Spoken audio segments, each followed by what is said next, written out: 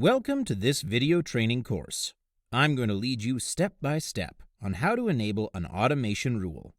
With the automation rules, you can automatically switch your subscribers from buyer's list to non-buyer's list, or vice versa. It is extremely easy. Without further ado, let's get into it. First, after you log in to the GetResponse account, find the drop-down menu on the top right of the page, below the My Account drop-down menu. Click on it and look for the Automation button. When you are on this page, you will see there is a drop-down menu with Choose a Rule option. Click onto it, and you will see there are 7 options in the drop-down menu. Choose the action you would like to activate. You are able to switch the current list subscribers to another list when they unsubscribe from the list.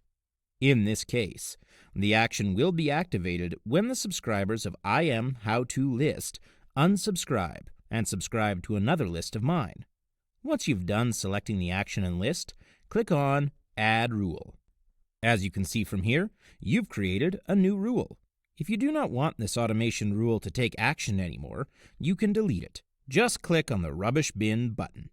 And that's all you need to know on how to set up an automation rule.